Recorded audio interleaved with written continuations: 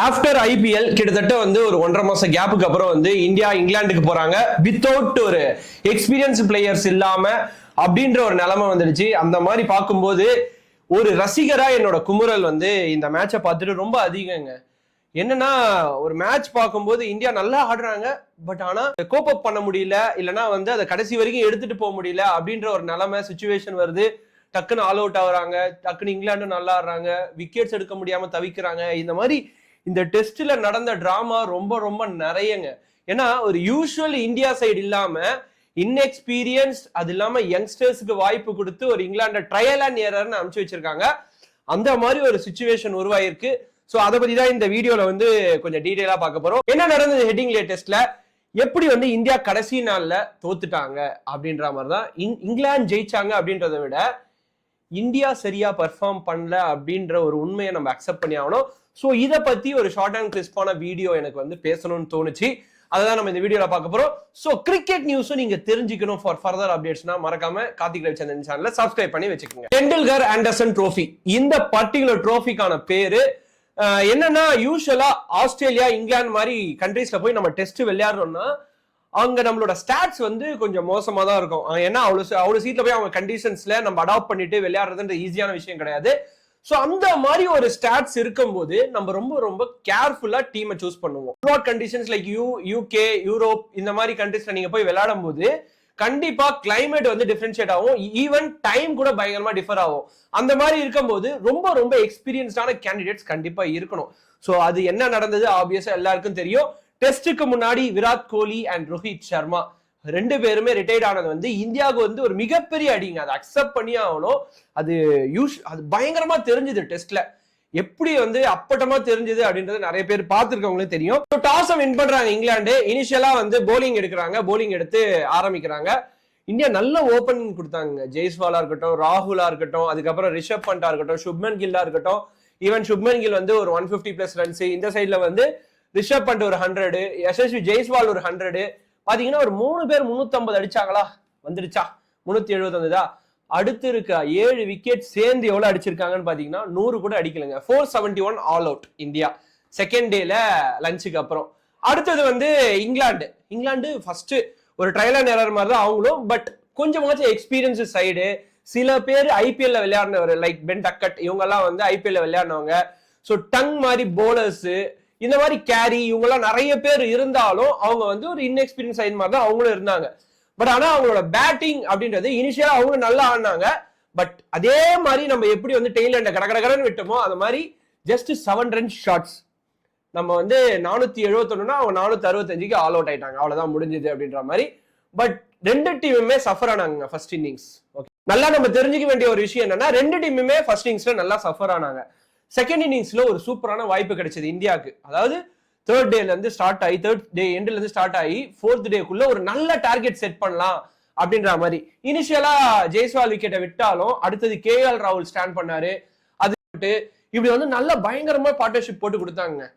But நம்ம first இன்னிங்ஸ்ல என்ன தப்பு பண்ணமோ அதை ரெக்டிஃபை பண்ணவே இல்லை அந்த இடத்துல. 364க்குலாம் செகண்ட் இன்னிங்ஸ்ல நம்ம ஆல் அவுட் ஆயிட்டோம். உண்மையாலுமே சொல்ல போனாங்க ஃபர்ஸ்ட் இன்னிங்ஸ்ல அந்த பர்டிகுலர் ஸ்கோருக்கு இங்கிலாண்டை சுருட்டினதுக்கான முக்கியமான காரணம் பும்ரா மட்டும்தான். கிட்டத்தட்ட 6+ கேச்சஸ் விட்டு ஒரு மேட்ச், அது ஒரு இன்னிங்ஸ் நடந்திருக்கு அப்படின்னா ரொம்ப ரொம்ப சோகமான விஷயங்க இந்தியன் டீமுக்கு. ஃபீல்டிங்லயும் சரி பவுலிங்லயும் சரி பும்ரா, ஃபீல்டிங்கை விட்டுருங்க, பவுலிங்ல பும்ரா அப்படின்ற ஒரு பர்சன் எடுத்து தனியா வச்சுட்டோம் அப்படின்னா சிராஜ், பிரசித் கிருஷ்ணா இந்த மாதிரி பவுலர்ஸ் வந்து அவே கண்டிஷன்ஸ்ல உண்மையாலுமே பெர்ஃபார்ம் பண்ண முடியல. அது அவங்க தப்பு கிடையாது. பட் ஆனா அங்க பெர்ஃபார்மன்ஸே நடக்கல அப்படின்றது ரொம்ப ரொம்ப கேள்விக்குறியா இருக்கு இந்தியன் டீமோட பவுலிங் ஃபியூச்சரை நினைச்சா.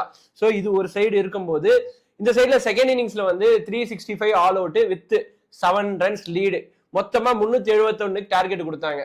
இங்கிலாந்து மாதிரி ஒரு டீமுக்கு பஸ் பால், அந்த மாதிரி ஒரு கோச் லைக் பிரெண்டன் மெக்கலம் இருக்கிற கோச்சுக்கு கிட்டத்தட்ட 96+ ஓவர்ஸ் வெறும் 360 370 தான் டார்கெட் கொடுத்தீங்கன்னா அவங்க சும்மா விடுவாங்களா?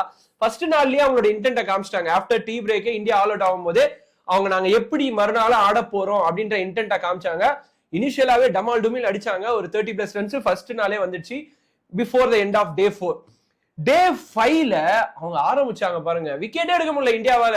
ஈவன் ஒரு தெளிவான ஸ்ட்ராட்டஜி, நம்ம என்ன ஃபர்ஸ்ட் இன்னிங்ஸ்ல தப்பு பண்ணுமோ அது செகண்ட் இன்னிங்ஸ்ல பண்ணக்கூடாதுன்ற ஒரு விஷயம் இருக்கு பாத்தீங்களா, அதை இங்கிலாந்து சூப்பரா ஃபாலோ பண்ணாங்க, இந்தியா கம்ப்ளீட்டா அங்க விட்டுட்டாங்க.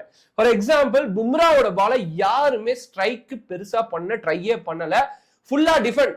பும்ரா அவரால டிஃபெண்ட் பண்ணுங்க, அப்படி இல்ல உங்களுக்கு அடிக்கணும்னு தோணுதா ஜஸ்ட் டிரைவ் பண்ணுங்க. ஒரே ஒரு பால கூட பும்ராவை தூக்கி அடிக்க ட்ரையே பண்ணல, ரொம்ப தெளிவான ஒரு ஸ்ட்ராட்டஜி. ஆனா அதை தவிர்த்து மீது எல்லார் பாலையும் செம்ம அடிங்க. பிரசித் கிருஷ்ணா இருக்கட்டும், முகமது சிராஜா இருக்கட்டும், ஜட்டுவா இருக்கட்டும், இது எல்லார் பாலையும் செம்ம அடிச்சு துவைச்சு எடுத்துட்டாங்க இங்கிலாந்து. இந்த சைட்ல எனக்கு ஒரு டைம்ல எல்லாம் பென் டக்கெட் ஆடுறது பார்க்கும்போது Travis Head of England, Travis Head இருக்காருல்ல, டக்குன்னு இந்தியா டீம் வந்து ஆடும்போது மட்டும் டக்குன்னு ருத்ர தாண்டவ ஆட ஆரம்பிச்சிருவாரு. அந்த மாதிரிதான் பென் டக்கெட். ஃபர்ஸ்ட் இன்னிங்ஸ்ல ஒரு 100, செகண்ட் இன்னிங்ஸ்ல 140+, என்னப்பா கொஞ்சம் விடுப்பா அப்படின்ற மாதிரி மூச்சு விடும் போது அவர் எப்படியோ அவுட் எடுத்துட்டாங்க.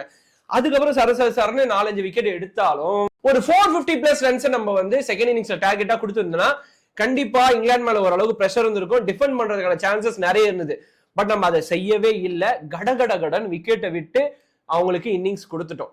அப்படி இருக்கும்போது அவங்க அந்த டார்கெட்டை ரொம்ப ரொம்ப ஈஸியா சேஸ் பண்ணி it's a first test win in ஹெட்டிங்லயே முடிச்சுட்டாங்க. பட் இதுல நிறைய நல்ல விஷயம் நடந்தது. த இன்எக்ஸ்பீரியன்ஸ் சைடை கைட் பண்றதுக்கு கேஎல் ராகுல் மாதிரி ஒரு எக்ஸ்பீரியன்ஸ்டான பேட்ஸ்மேன் வந்து அங்க அவரோட கிளாஸிய நிறைய காட்டினாருங்க. நிறைய இடத்துல நின்று ஆடினாரு, நிறைய கைட் பண்ணாரு யங்ஸ்டர்ஸ். இது ஒரு சைடு பண்ணாலும் இந்த சைட்ல ரிஷப் பண்ட் இவரும் வந்து நல்லா ஆடினாரு. பட் எல்லாருக்கும் ஓவராலா பார்க்கும்போது ஒரு விஷயம் மட்டும் என்னன்னா, நீங்க 100 அப்படின்றத வந்து 130 பால்ஸ்ல அடிக்கலாம், இல்ல 95 பால்ஸ்ல அடிக்கலாம், ஐபிஎல் எக்ஸ்பீரியன்ஸ் வச்சு 60 பால்ஸ்ல கூட அடிக்கலாம். பட் ரெட் பாலை வச்சு நீங்க ஒரு நாள் ஃபுல்லா 200+ பால்ஸ் ஆடி அதுல வந்து ஒரு 100 அடிக்கிறதுன்னு இருக்கு பாத்தீங்களா, இட் ஷோஸ் த கிளாசிக். அதுதான் டெஸ்ட் கிரிக்கெட்டோட பியூட்டி.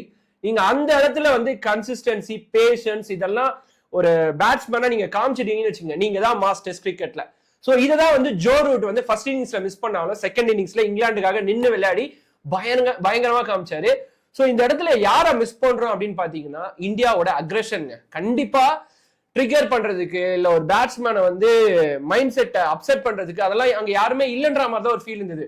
முகமது சிராஜ் ஏதோ ட்ரை பண்றாரு, பட் ஆனா அங்க எதுவுமே முடியல. விராட் கோலி மாதிரி ஒரு அக்ரெசிவ் பிளேயரை மிஸ் பண்றோம். அரே யார் அப்படின்னு சொல்லி பேசுற ரோஹித் சர்மாவையும் நம்ம நிறைய மிஸ் பண்ணோம். அது வந்து அவங்களுக்கு வந்து ஏஜ் ஆயிடுச்சு, ரிட்டையர்ட் ஆயிட்டாங்க அப்படின்னா கூட இல்ல, தே ஹாவ் சம் டைம். கண்டிப்பா இந்த ஒரு பர்டிகுலர் டெஸ்ட் சீரியஸ் அவங்க ஆடிட்டு ரிட்டையர்ட் ஆனாங்கன்னா ரசிகர்கள் ரொம்ப சந்தோஷப்பட்டிருப்பாங்க. பட் நம்ம போயிட்டாங்க, அடி வாங்குற விதம் இருக்கே அதை என்னால வர்ணிக்க முடியல அப்படின்ற மாதிரி தான் இருந்தது. ஸோ கடைசியா நம்ம லாஸ்ட் 2 இயர்ஸ் இந்தியாவோட டெஸ்ட் பெர்ஃபார்மன்ஸ் எடுத்துட்டோம் அப்படின்னா, நீங்க last Australia series before IPL கூட பாத்துக்கலாம். 4 டெஸ்ட் தோத்தோம், ஒரே ஒரு டெஸ்ட் ஃபர்ஸ்ட் மேட்ச்ல ஜெயிச்சோம். அந்த 4வது டெஸ்ட் கூட ஈக்குவலைஸ் பண்றதுக்காக பும்ரா எவ்வளோ ட்ரை பண்ணி ஒர்க் லோட் எல்லாம் எடுத்து அங்கேயும் வந்து பும்ரா வந்து அவரோட பாடி கண்டிஷன் வீக் ஆகி அதுக்கப்புறம் விளையாட முடியாம போய் அவரு ரொம்ப இன்ஜுரி ஆனாரு. சோ இந்த மாதிரி இந்த தடவை ஆகக்கூடாது. இன்னும் 4 டெஸ்ட் இருக்கு, அதுல எப்படியாவது இந்தியா ஏதாவது ஒரு விஷயம் பண்ணணுங்க. போலிங் எந்த அளவுக்கு ஸ்ட்ரென்தன் பண்ணலாம் அதர் கண்டிஷன்ஸ்ல, இல்ல வேற யாராவது உள்ள இருக்கலாமா, ஹர்ஷித் ராணா மாதிரி ஆள இருக்கலாமா, இல்ல வேற யாராவது உண்மையாலுமே அவே கண்டிஷன்ஸ்ல நல்லா இன்ஸ்விங் அவுட் ஸ்விங் பண்றவங்க யாராவது இருக்காங்களான்றதெல்லாம் ஐடென்டிஃபை பண்ணி தான் ஆகணும். ஏன்னா பும்ராவால வெறும் 3 டெஸ்ட் மட்டும் தான் ஆட முடியும் அப்படின்னு சொல்லி நேஷனல் அகாடமி சொல்லியாச்சு. இது வந்து ரொம்ப ரொம்ப சிவியரான ஒரு கண்டிஷன் இந்தியாவுக்கு. பும்ரா அப்படின்ற ஒரு பிளேயர் எடுத்து வச்சுட்டோம் அப்படின்னா இங்கிலாந்து எப்படி இருப்பாங்கன்னா ரொம்ப கேஷுவலா ஆடுவாங்க. அவ்வளவுதானே, ஒரு ஓவருக்கு நீ என்ன பண்ற, ஒரு 8 ரன்ஸ் per ஓவர் ஆடுற பேஸ்பால்ல அவர் சொல்றாரு பிரெண்டன் மெக்கல்லம். சோ அடிச்சு பிரிச்சு ஒரு 800 ரன் அடிக்கிற ஃபர்ஸ்ட் இன்னிங்ஸ்ல அவங்களை அடிக்க விடாம பண்ற அப்படின்னா விக்கெட் கடகடன்னு ஏதாவது எடுக்கிற. ஆக்சுவலி ஒரு நல்ல விஷயம் என்னன்னா நம்ம பவுலிங்ல தான் வீக், பேட்டிங்ல உண்மையாலுமே ஓரளவுக்கு ஸ்ட்ராங். ஃபர்ஸ்ட் 5 விக்கெட்டை தவிர அதுக்கு அடுத்து வர 5 விக்கெட்டை வந்து ஒண்ணுமே பண்ண முடியலங்க அவங்களால, கடகடன்னு விக்கெட் விடுத்துறாங்க. இது எதனால இல்ல காலங்காலமா இருக்க ஒரு டெய்லண்ட் சாபமா இந்தியா மேல அப்படின்றதெல்லாம் தெரியல, பட் இது நடக்குது. சோ ஃபியூச்சர்ல டெஸ்ட் கிரிக்கெட்டை காப்பாற்றணும் அப்படின்னா ஒரு வரி எழுதி வச்சிருக்கேன், அக்ரெஷன்லாம் வேணாம், consistency like Pujara, class and பொறுமை like Dravid, calmness like Sachin. இது சோ 100 அடிக்கிறது மட்டும் மோட்டிவா இல்லாம அந்த 100 எவ்வளவு கன்சிஸ்டன்சியாவும் பொறுமையாவும் பேஷன்ஸாவும் நம்ம அடிச்சு நம்ம டீமுக்காக எவ்வளவு பொறுமையா இருக்கிறோன்றதுதான் டெஸ்ட் கிரிக்கெட். சோ இதை வந்து ஃபியூச்சர்ல பண்ணுவாங்க அப்படின்னு நம்புறேன். நீங்க நடந்து முடிஞ்ச ஹெடிங்லி டெஸ்ட் கிரிக்கெட்டை பத்தி என்ன நினைக்கிறீங்க, இல்ல உண்மையாகவே இந்தியன் டீம் என்னென்ன மாதிரி சேஞ்சஸ் பண்ணணும் அப்படின்றதெல்லாம் மறக்காம கமெண்ட் செக்ஷன் மென்ஷன் பண்ணுங்க.